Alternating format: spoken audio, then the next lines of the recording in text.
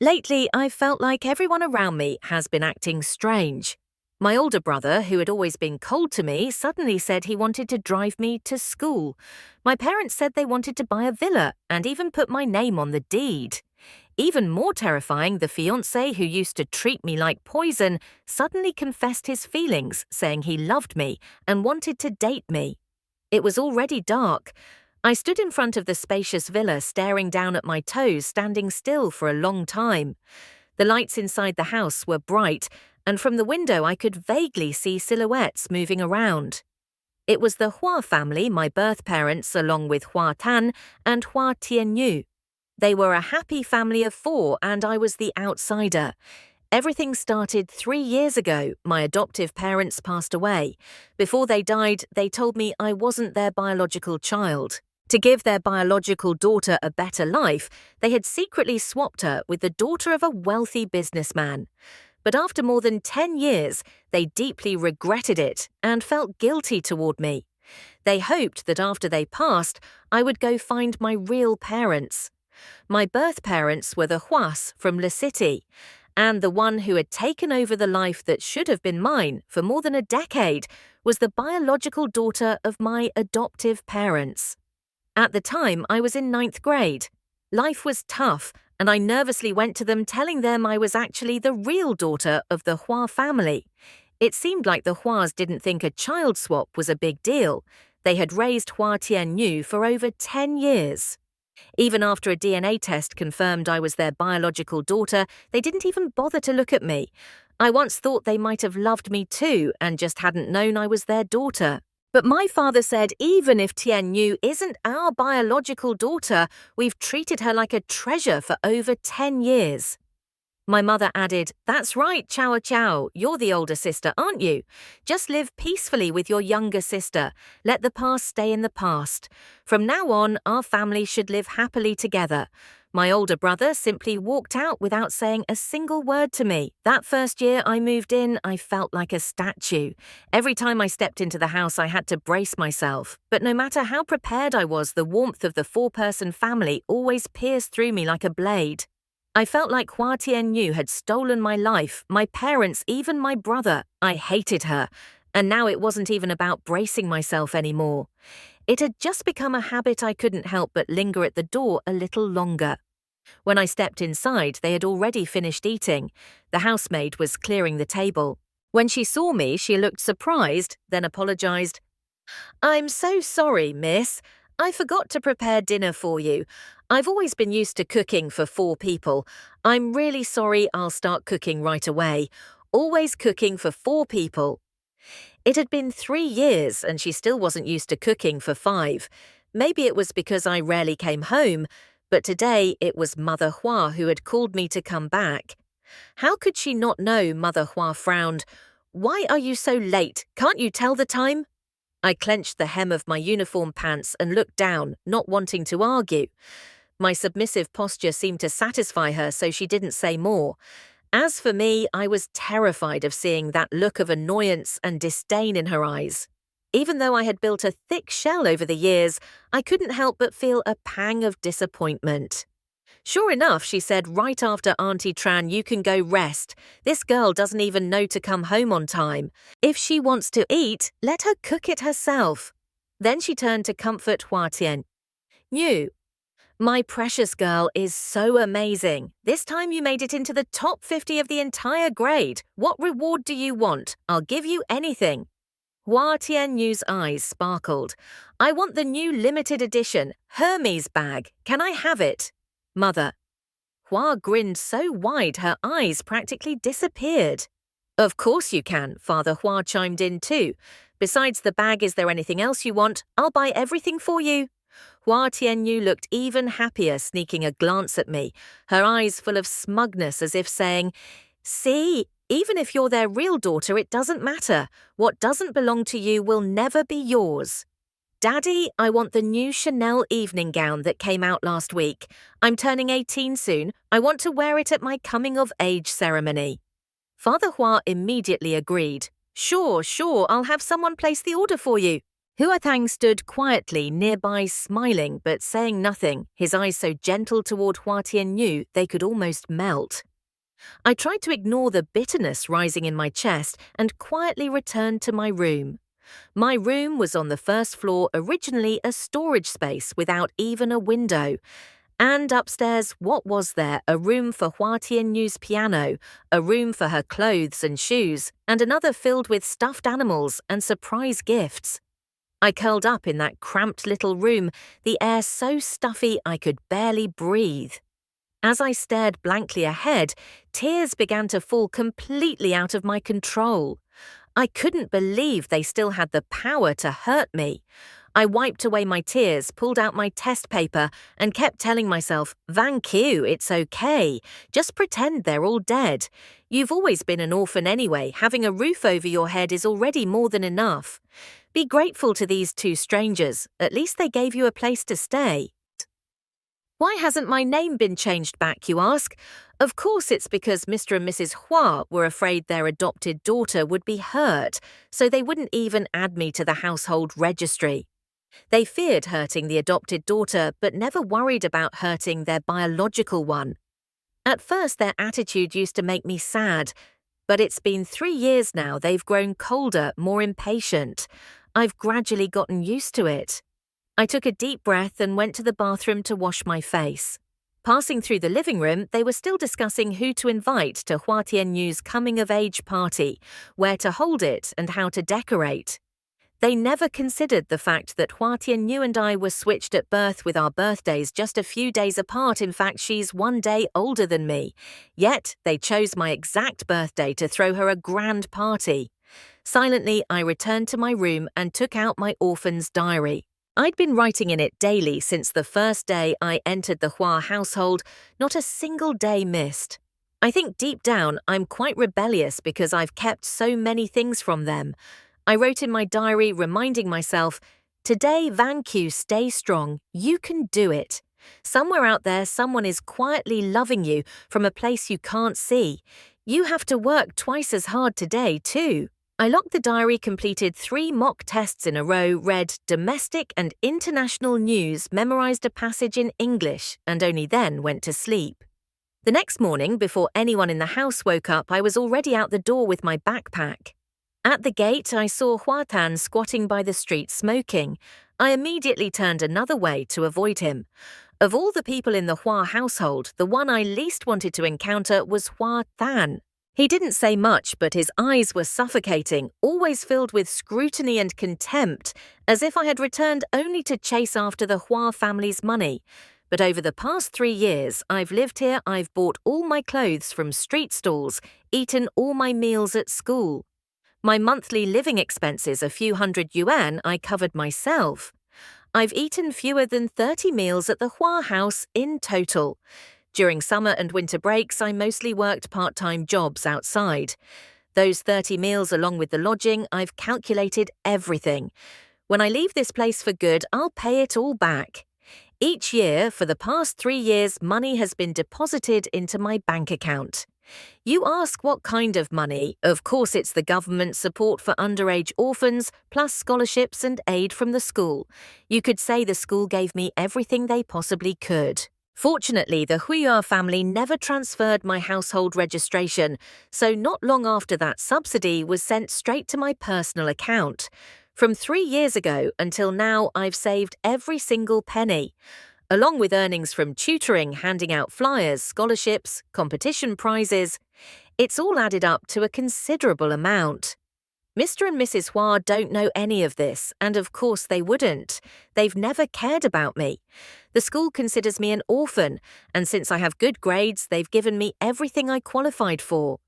Even though Hua Tianyu is in the same grade as me, we attend different schools, so she doesn't know how well I've been doing, and that's completely normal. That money isn't quite enough to study abroad yet, but it's more than enough to leave this place behind. The reason I haven't left is because I barely come home anyway, and I hardly have any ties to them. I live in the dorm. On weekends, if I can stay at school, I do. I only return when they call, and I can't refuse. Like yesterday when Mrs. Hua called me back. I thought something serious had happened. Turns out it was just to brag that Hua Tianyu made it to the top 50 of her grade. But she doesn't know that one of the world's top 5 universities recently contacted me. They're aware of my situation and offered me a full scholarship covering tuition and housing entirely. I'll only need to manage my living expenses. Right now, only my homeroom teacher and the principal know, but they understand I'm an orphan with no one to rely on, so they left the decision entirely to me. My teacher advised me to go, and so did the principal. After careful thought, I've decided I will. However, the principal still hopes I'll take the college entrance exam this year.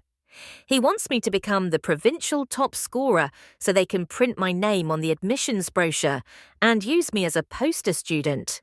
The top scorer will receive a generous reward along with sponsorship and partnership offers from various companies, and I really need that money.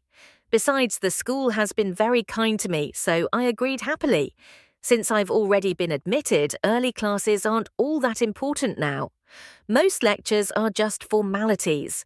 Sometimes when the teacher encounters a tough problem, they even ask me to teach it. My classmates often say my life is scripted.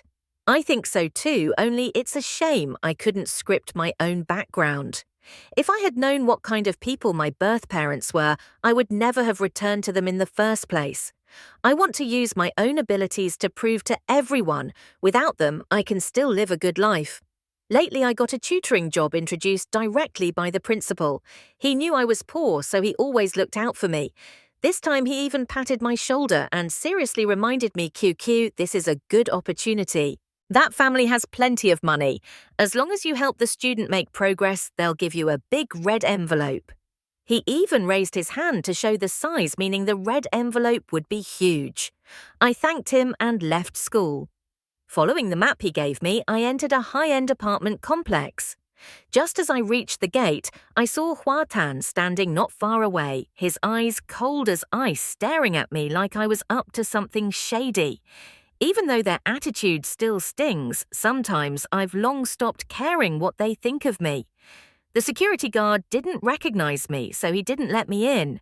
I made a call, said a few words, then handed the phone to the guard. Whatever the person on the other end said made the guard immediately allow me in. I followed the address to the apartment and knocked on the door. The one who opened it was a rather handsome boy, about 18. I had to look up to see his face clearly. "Hi, I'm the tutor. Come in." Turns out he was the student who needed tutoring. His name was Tong Vien. I took out the set of test papers I had prepared intending to check his level first, but Tong Vien had already pulled out his phone and started playing Arena of Valor. I waited about 10 minutes, let him finish the match, then brought the test papers in front of him. Tong Vien impatiently brushed my hand away. "You just have to sit here all afternoon to get paid. Easy.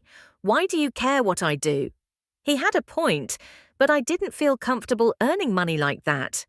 Besides, I was hoping for the big red envelope the principal mentioned.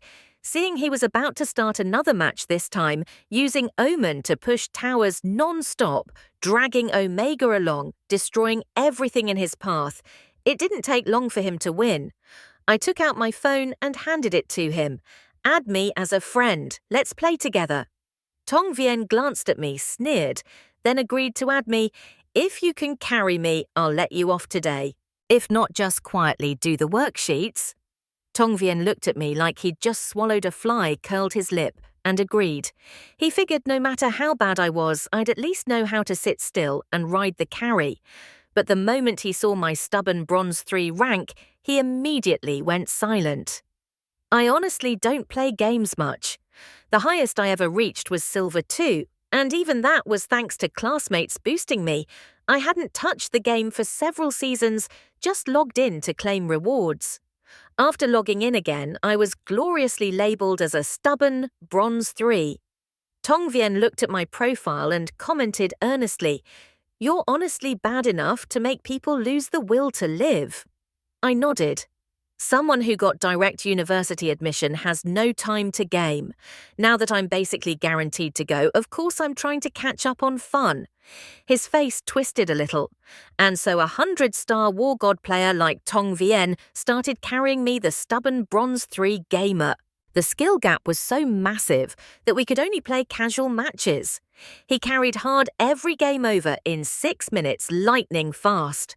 I asked curiously, "You're so good, why not go pro? Were you ever on a youth team I was but got eliminated early?" He said it very bluntly, not the least bit embarrassed.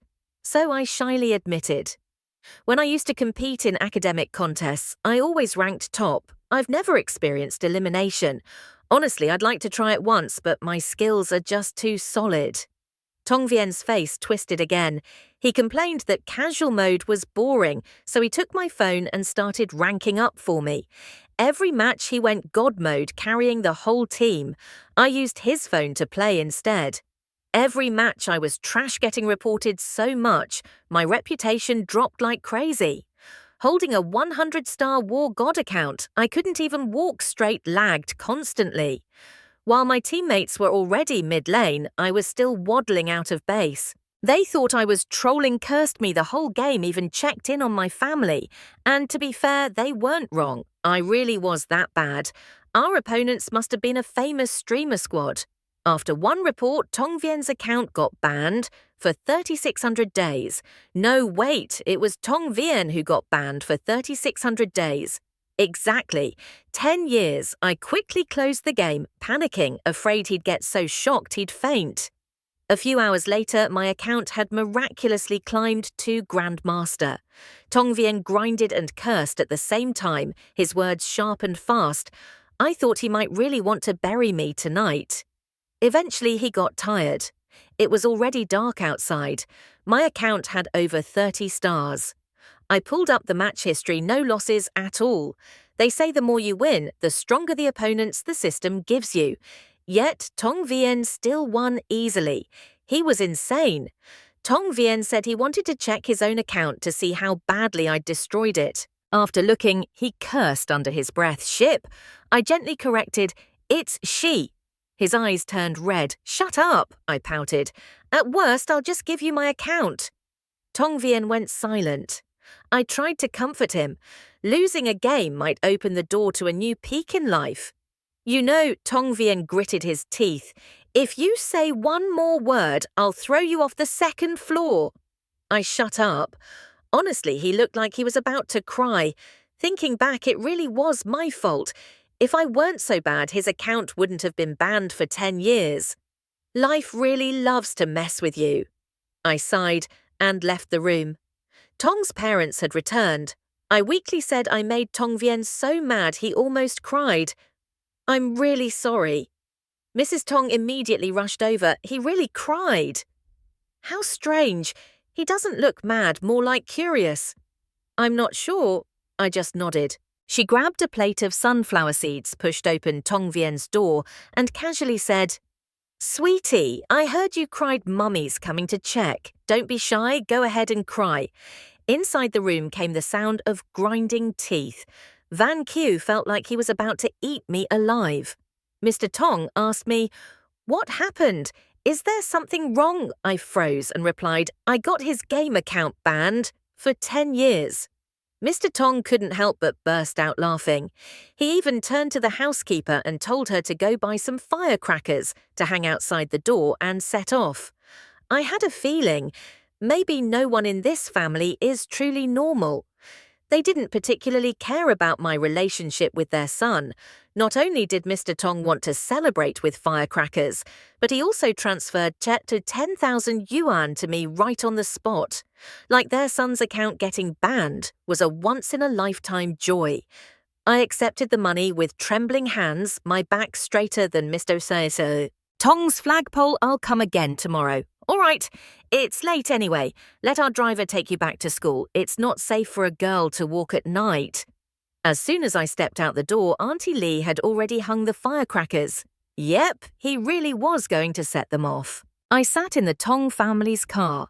Since their place wasn't close to school, the driver chatted along the way. Young Master Tong had never been made that angry before. He was obsessed with gaming to the point his parents had given up. Every previous tutor had been chased away by his attitude. Some even tried to play games to bond with him, but he'd just call them noobs and kick them out after insulting their skills. And yet I, on the very first day, gave him the gift of a 10-year account ban. The Tongs were apparently so delighted they couldn't stop laughing. The next day, when I saw Tong Vien again, he had fully recovered, like the traumatic event had already passed.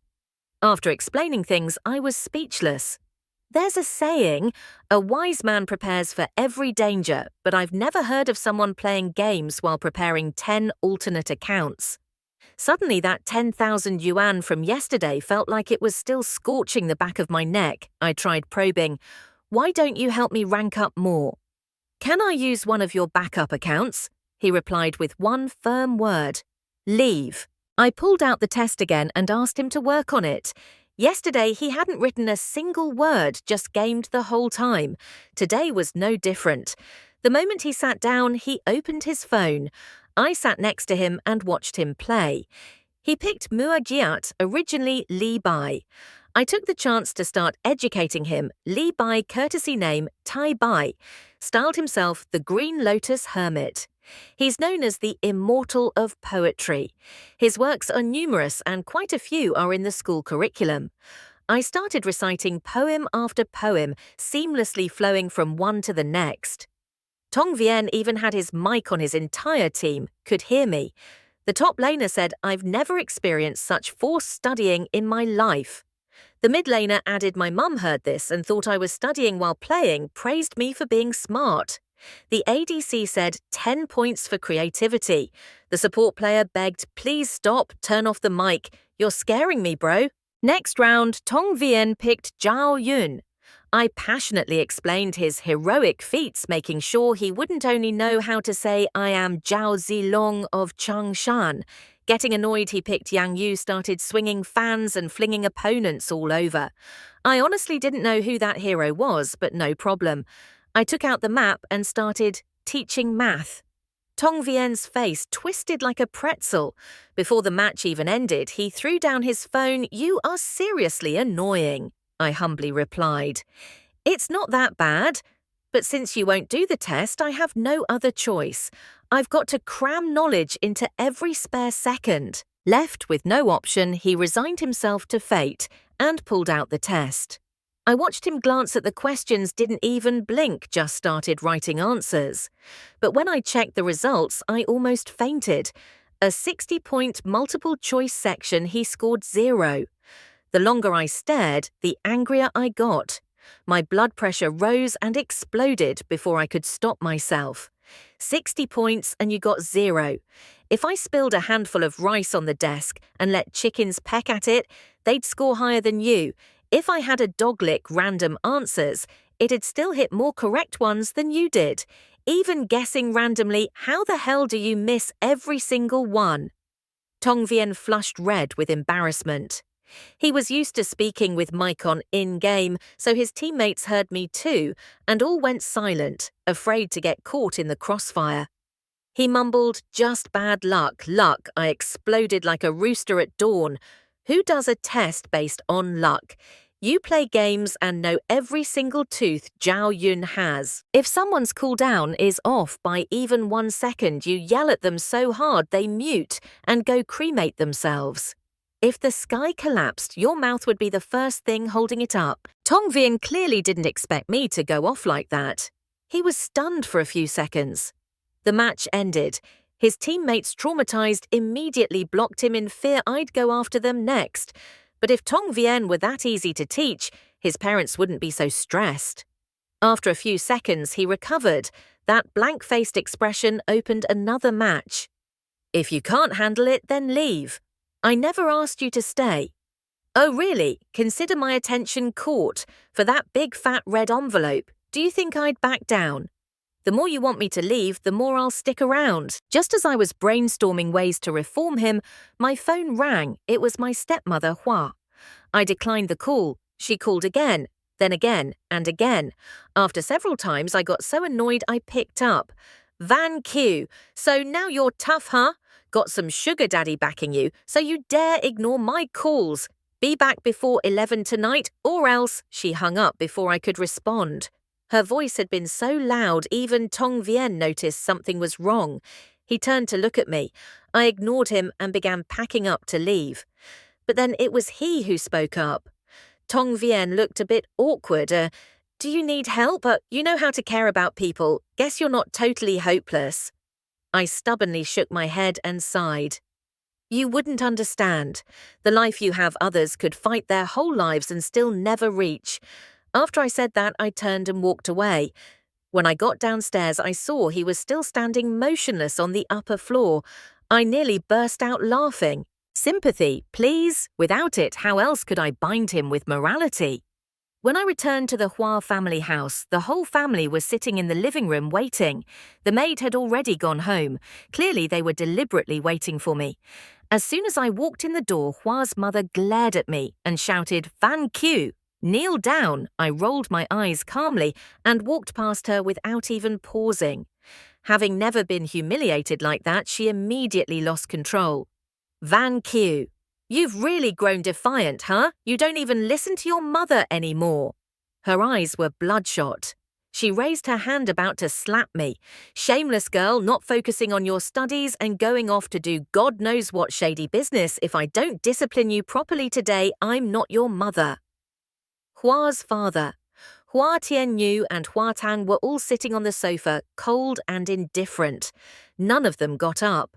Just as she raised her hand to slap me, I grabbed her wrist and shoved it away, making her stumble and fall to the floor. Hua Tan immediately rushed over and slapped me hard across the face. His eyes were icy. My ears rang, my cheek burned, and tears almost spilled out. Hua's father roared, "You ungrateful brat, you lowly thing! How dare you lay hands on your mother? I should beat you to death today." Hua Tianyu didn't even bother pretending anymore. "Sis, you've really broken Mum and Dad's hearts. If you had just a bit of sense like me, they wouldn't be this exhausted. Forget not studying now, you're messing around with old men too. Van Q, I'm so disappointed in you. They all piled the blame on me like I'd committed some heinous crime. But who were they to blame me?" Fury exploded in my chest. I stood up and slapped Hua Than hard in return. He staggered back, glaring at me in shock. Understanding. How much more understanding do you want me to be? I couldn't hold it in anymore and screamed, "You people make me sick and you dare call me ungrateful. What have you ever provided for me that I should be grateful for? Tuition is free. I pay my own living expenses. I buy my own clothes. What the hell have you ever supported me with?" My eyes were bloodshot as I shouted, "From the day I entered this house, have you ever treated me with basic decency? When I come home late, I get scolded like I deserve it. But when you come late, everyone's supposed to wait. Even a dog wouldn't be treated this unfairly double standards, two-faced, utterly shameless. You've never given me anything, and now you act like the ideal parents in front of others, worried I'll embarrass the Hua family. Who even knows I'm your daughter? Even if I lose face, it's got nothing to do with you." To them, I'd always been the obedient, tolerant one. My sudden rebellion left everyone stunned in place. Hua's mother recovered the quickest, immediately bursting into tears. "I never thought you'd see me that way. I only wanted you to have a good life." I scoffed coldly.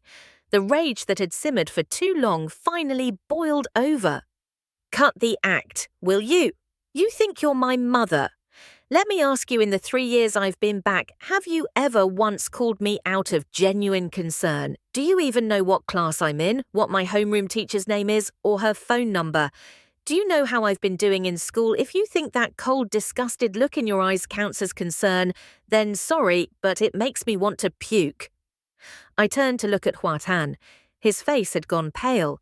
I didn't hold back, my voice rising sharply. "In this house, the one I despise the most is you.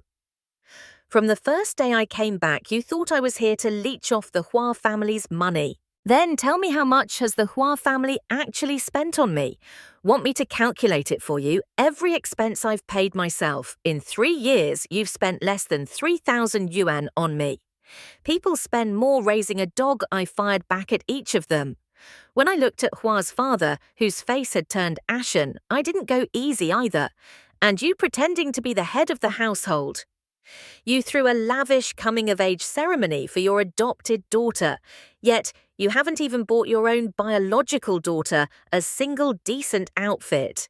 Now you think you're in a position to lecture me. When I turned to Hua Tianyu, she quickly spoke first. Vanqiu, how could you become like this? Mum and Dad are only worried about you. Why would you see them that way? I sneered. That kind of concern. Give it to a dog and it'd still find it disgusting. You stole more than 10 years of my life, reaped all the benefits. And now you think you have the right to preach from on high. This family ought to be locked up and sealed away. I truly had no energy left to continue playing along with their fake picture of a warm, loving home. I opened my school bag and took out 3,000 yuan, placing it firmly on the table. Here, I've paid it all back. From now on, I have nothing to do with the Hua family. I'm not interested in your money. I'm only saying this so none of you worry about me coveting it. As for food, I remember every meal I ate here, not even 30 in 3 years, and lodging I barely even came home. 3,000 yuan is more than enough. Ignoring their ugly expressions, I set the money down and went to my room to pack. There wasn't much to take. Most of my belongings were at the dorm. I only brought a few books. Hua's mother was still sobbing loudly, her eyes red, her face full of indignation.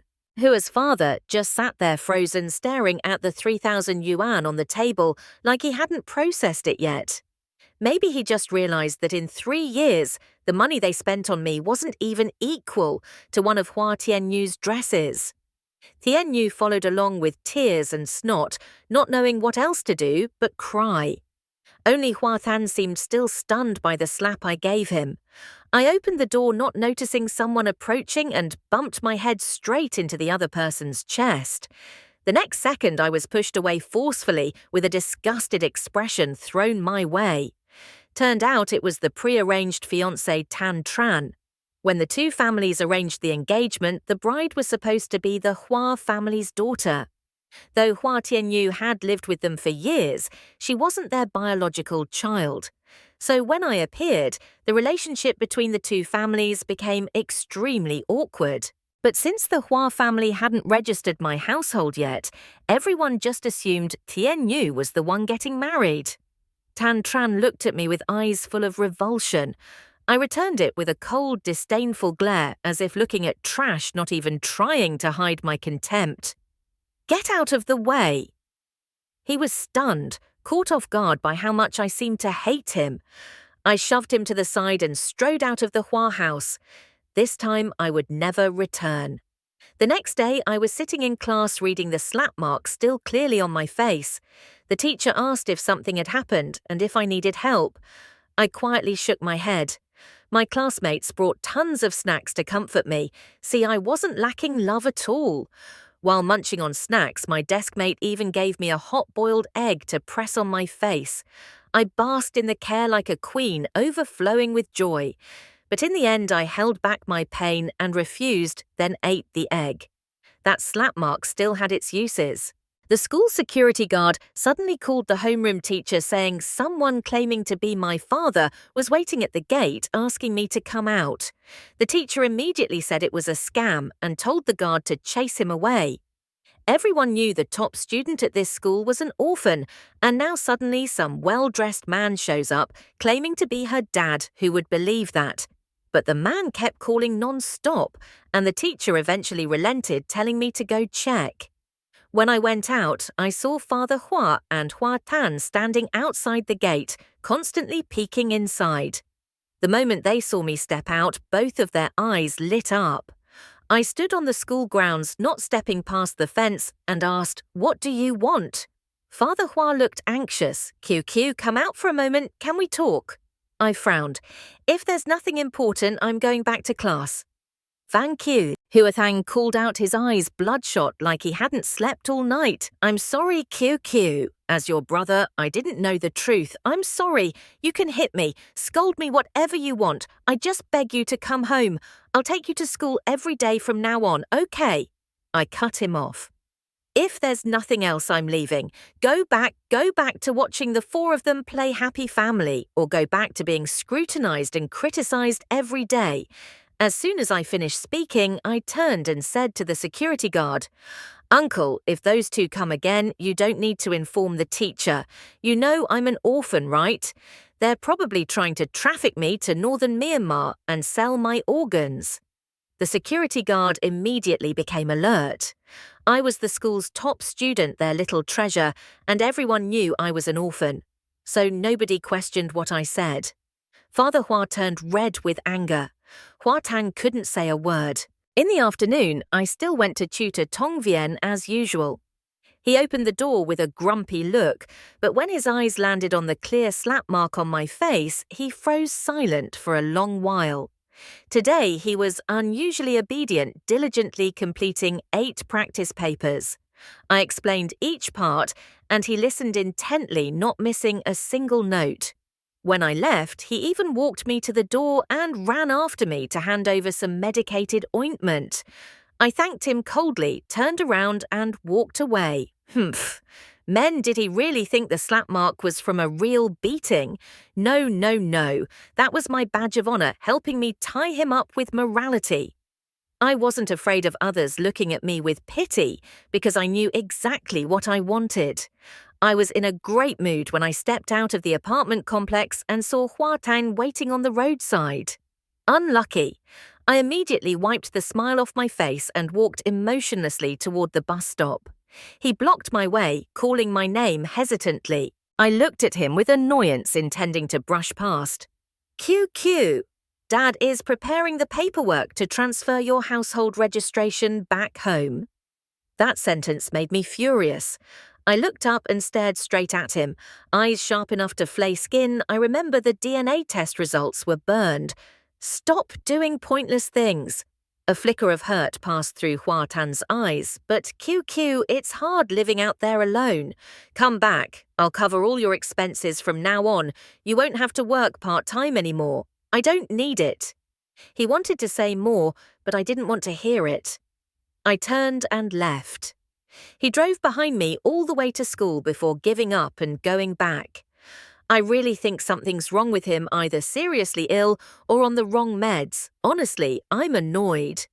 Hua Tan's presence was starting to affect my life. Since that day, he waited outside the school every day. The teachers started looking at me differently, and the homeroom teacher quietly asked if I was in financial trouble. Hua Tan's self-righteous sincerity made people think I was being sugar-daddied. That day, I didn't insist on taking the bus anymore, but got into Hua Tan's car. His eyes lit up QQ. I've cleaned your room already. It's right next to mine. You should move in. I cut him off. Do you know what the homeroom teacher asked me today? She asked if I was short on money. The whole school thinks you're sponsoring me. Hua Tan, are you satisfied now? His face turned pale and he immediately tried to open the car door. I can explain. I'll explain to everyone. What good would explaining do? Can you just stop coming to find me? With all that acting about a harmonious family, close siblings, a kind mother and dutiful children. I'm so tired of it. After saying that, I opened the car door, slammed it shut, and left without caring what Hua Tan thought anymore. Lately, Tong Vien had been much more obedient.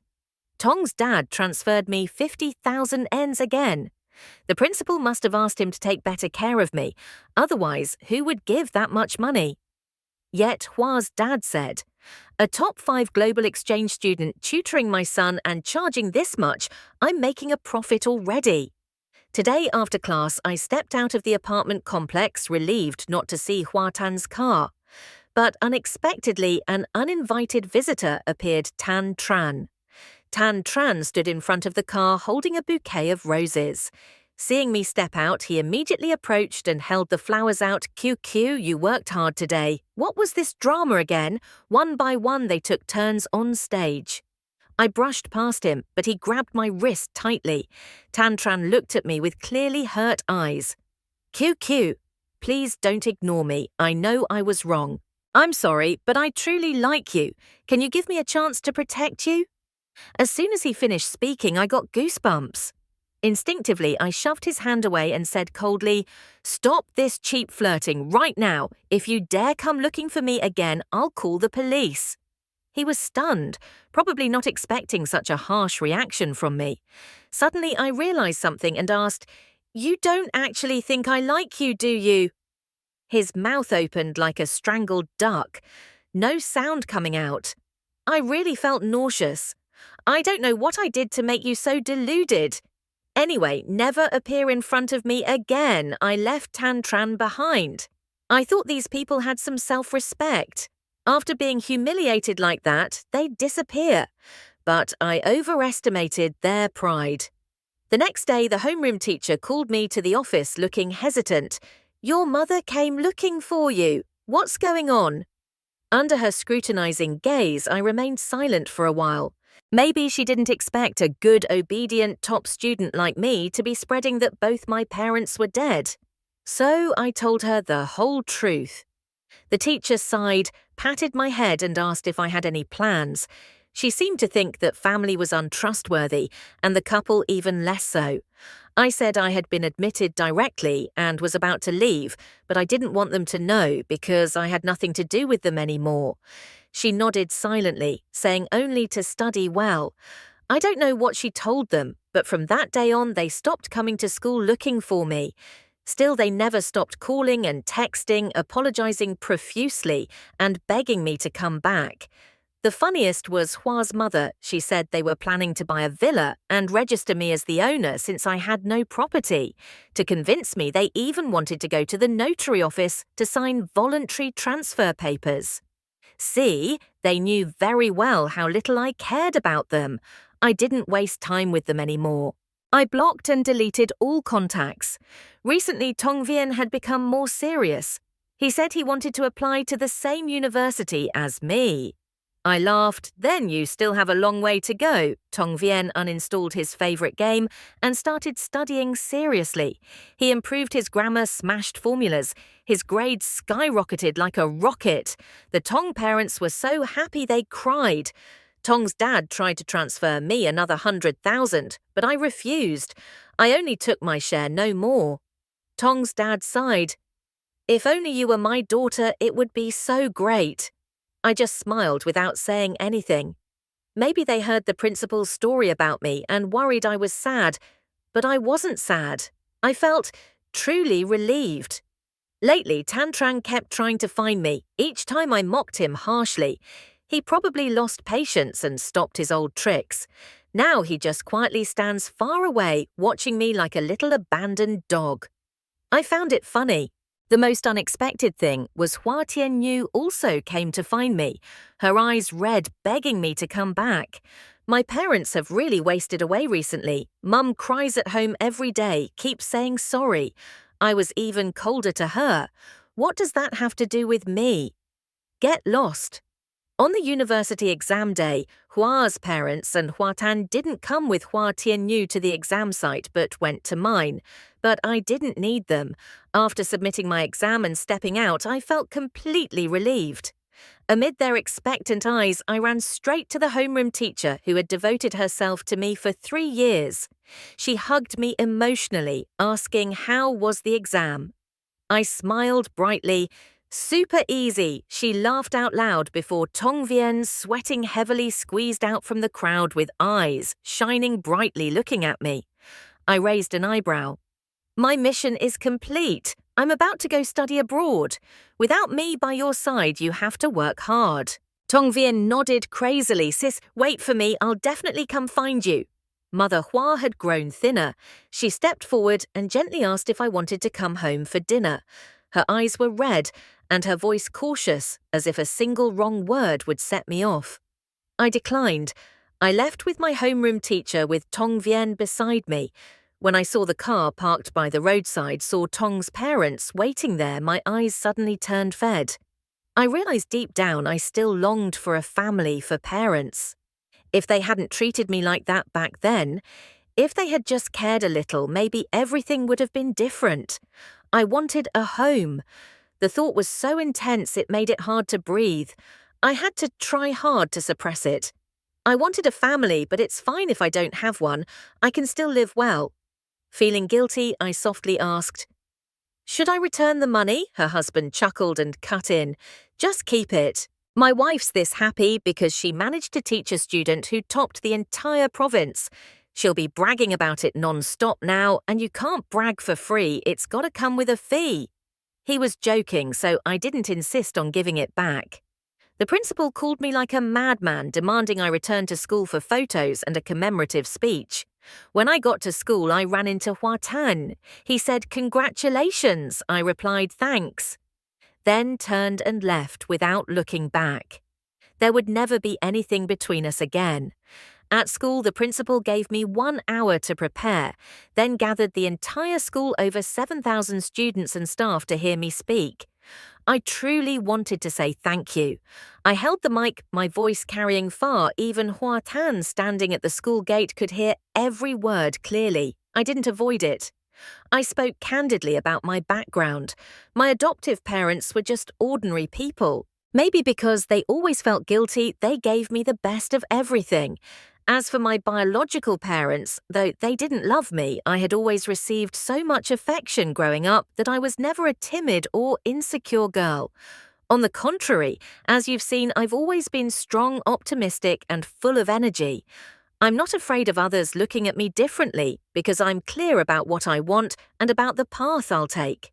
I even shared that I had been accepted by a prestigious international university months ago. Topping the provincial exams was just incidental. The moment I said that I felt so dramatically satisfied, it was almost euphoric. The younger students below whistled playfully, and I turned with a smile to thank my homeroom teacher and the principal. For the past 3 years, they had truly poured their hearts into me, teachers worthy of love and respect. The principal, a balding man in his 50s, nearly cried on the spot. As for my homeroom teacher, she had already been crying for a while, tears and snot streaming.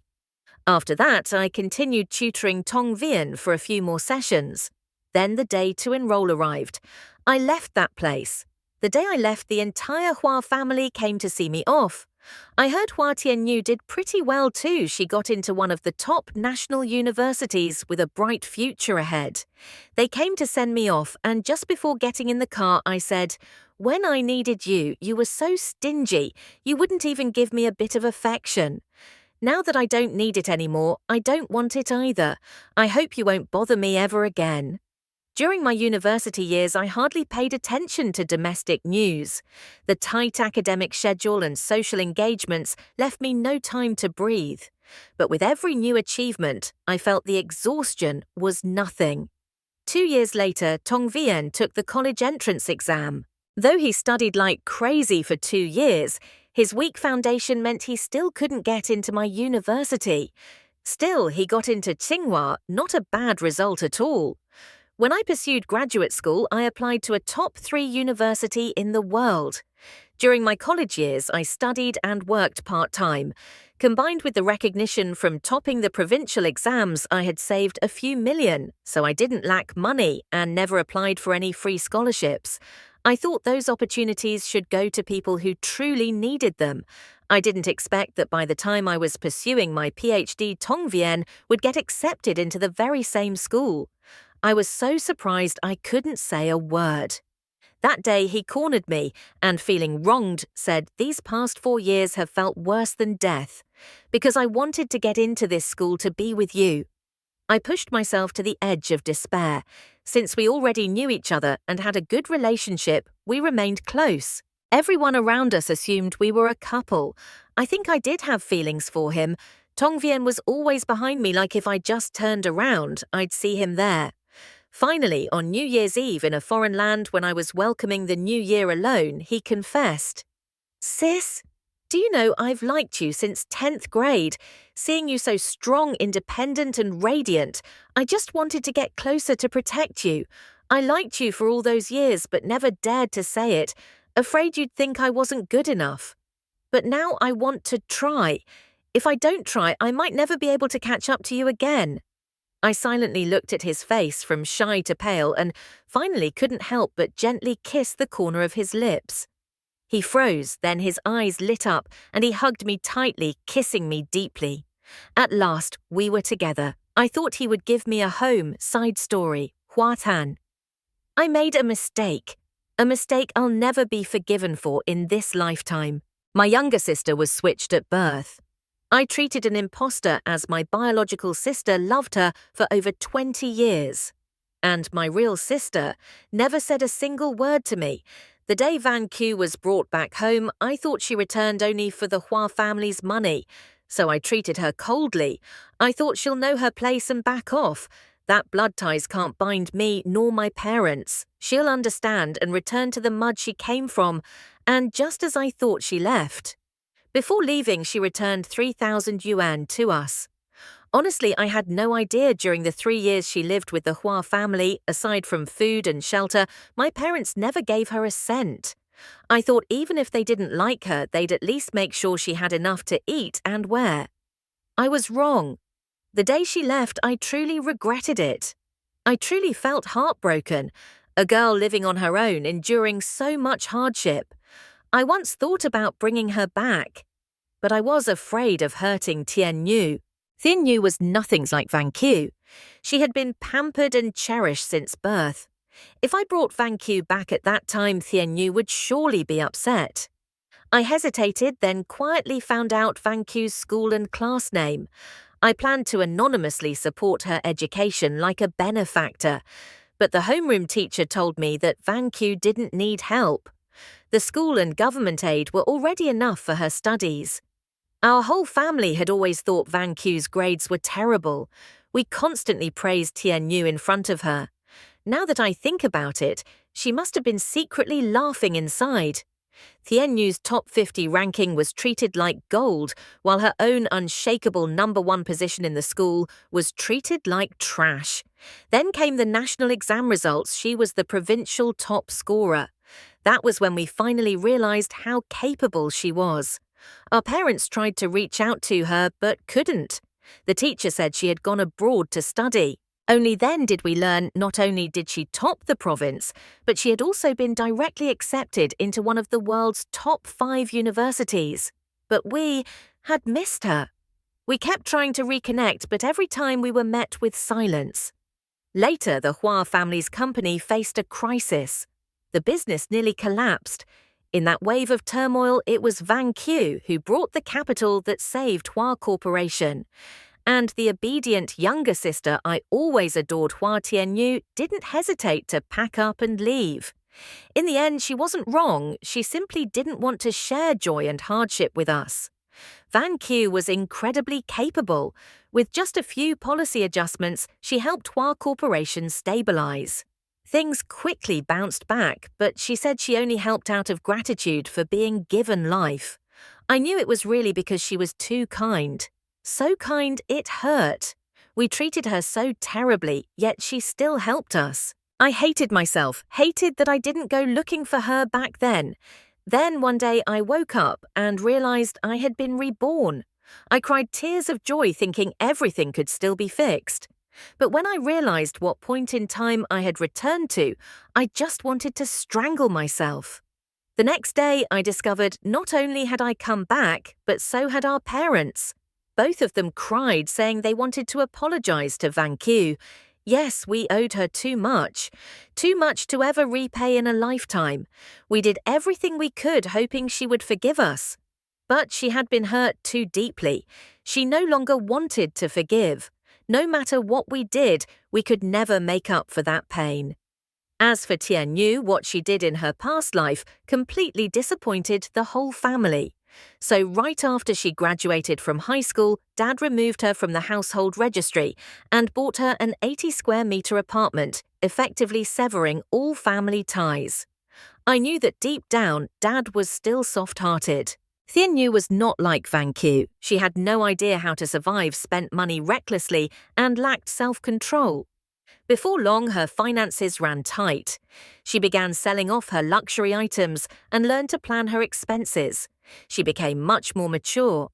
After that, she started working part-time to pay for college. Those days she earned her living all on her own, and life was stable. I started wondering, was it Tien Yu who had the problem, or was it the Hua family? Because both daughters, once they left the Hua household, were doing very well, especially Hua Tien Yu, who had once been pampered like a princess, had now changed so much. Maybe she was never truly a bad person, just spoiled beyond repair. But the more sensible she became, the more afraid I was, because it proved the way the Hua family raised children was fundamentally flawed. I started to reflect on myself, but in the end I still couldn't find an answer. Then one day I suddenly realized I no longer hoped for either of them to come back. They were living great lives, and being free from ties to the Hua family wasn't a bad thing for them. Later, Van Q returned to China to get married. The groom was the boy she used to tutor back then. I never liked that kid, and to think it ended up just like that. I was so angry I ground my teeth, but then realized I had no right to be angry. It only made me feel more hopeless. After that, Hua Tianyu got married too, to a senior from her university. The two of them were deeply in love and lived a very happy life. They were both living well, only our family remained trapped in daily regret and torment. I started using social gatherings as an excuse to avoid coming home. I didn't want to hear Mum's endless remorse, nor did I want to see the sorrowful faces of everyone. It suffocated me. Fortunately, I still had something to hold on to. Seeing Van Q live well, I was genuinely happy for her. The following year, she had a baby girl, adorable, just like her mother. Her life was complete, and I truly admired her. I began to wonder who would be the one meant for me. One night, I worked late and was the last to leave the office. As I passed the restroom, I heard a voice calling from inside the women's bathroom, "Is there someone out there feeling awkward?" I gave a little cough. "Could you help me buy some sanitary pads? I can't step outside. Please." Her voice sounded pitiful. I softly replied, "All right." After buying them and returning, she said, "Just come in and pass them through the gap in the door. Anyway, no one's left in the company. No one will think you're a creep." I hesitated for a while, but eventually stepped in my face, burning with embarrassment. I, the dignified CEO of the Tea Corporation, had actually walked into the women's restroom to hand someone sanitary pads. If this ever got out, how could I show my face again very soon after she came out? When she saw me, she froze, then smiled and extended her hand. "Hello, I'm Tu Jiao. I hope we can help each other. Life doesn't choose where we're born, but we can choose how we live. Family that comes too late, feelings that are forced to me, they no longer mean anything. Betrayed, abandoned, looked down on, all of it was just fuel for my growth." The girl who once lowered her head beneath scornful gazes now stands tall, facing everything with a resilient heart. She doesn't need anyone to grant her a title, nor anyone's validation. She can shine brightly by her own strength and self-respect. Because in the end, the thing most worth being proud of isn't blood ties but a self that refuses to bow.